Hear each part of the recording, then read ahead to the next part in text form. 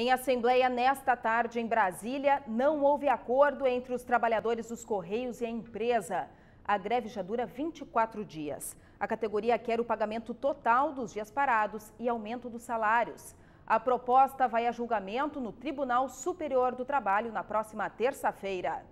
E a greve dos bancários entrou hoje no 11º dia. Com o início do mês, o movimento nas lotéricas aumentou 40%.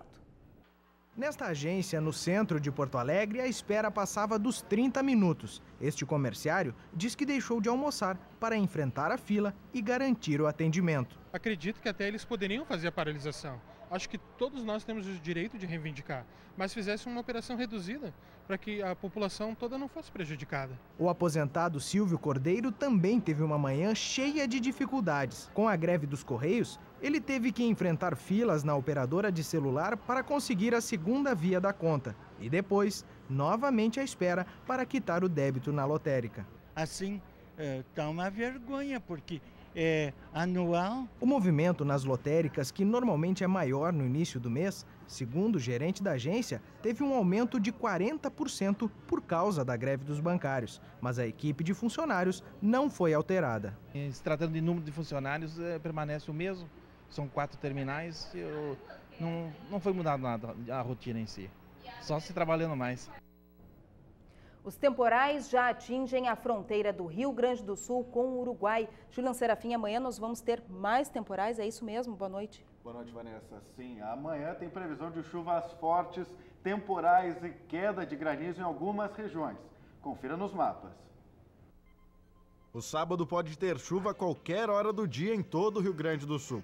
Tem risco de temporais com granizo, trovoadas e ventos que podem passar dos 100 km por hora, especialmente no sul do estado. As temperaturas seguem altas, mínima de 12 graus em Cambará do Sul, a máxima chega aos 29 em Uruguaiana. Na Grande Porto Alegre, mínima de 17 e máxima de 28 graus. Em Porto Alegre, chove a qualquer hora do dia, com um maior risco de temporais nas primeiras horas da manhã e no fim da tarde.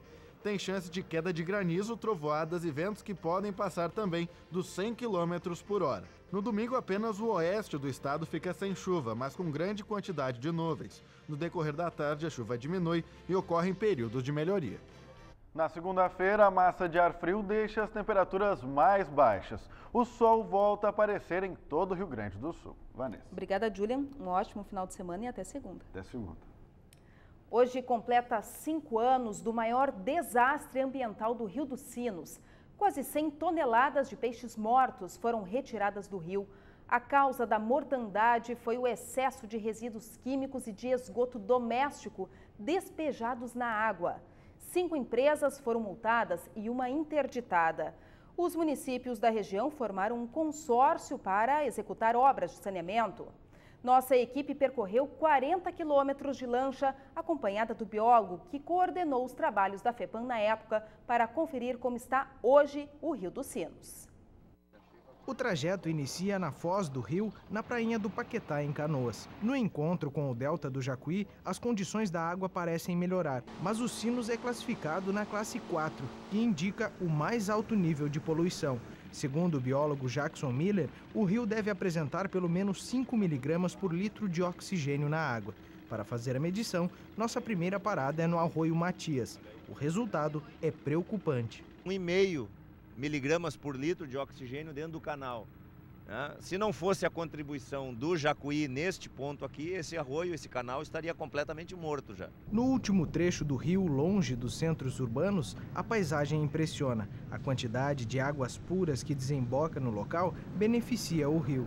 Mas quando entramos nas áreas de Sapucaia do Sul e São Leopoldo, a grande concentração de pessoas próximas ao leito reflete diretamente. O verde das árvores é substituído pelo lixo. Neste momento, estamos passando pelo local onde em 2006 foram retiradas mais de 96 toneladas de peixes mortos aqui do Rio dos Sinos, no considerado maior desastre ambiental do Rio Grande do Sul.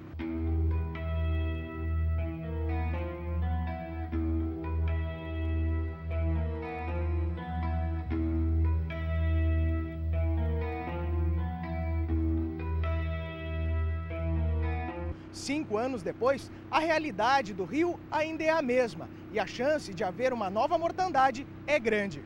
Quando se aproxima desse período agora, que diminui a vazão, que você tem o mesmo quantitativo de carga poluente sendo lançada, e agora um período da piracema, onde toda essa diversidade de espécies sobe o rio, você lembra daquele episódio e dos ensinamentos que aquilo deveria ter trazido para a sociedade. E que são ensinamentos que ainda não foram, infelizmente, assimilados pelas estruturas públicas, pelas estruturas privadas, pela sociedade de uma maneira geral, que ainda se encontra de costas para o Rio dos Sinos. São 32 municípios que dependem da Bacia dos Sinos e há 150 empresas com médio e grande potencial poluidor instaladas ao longo do rio.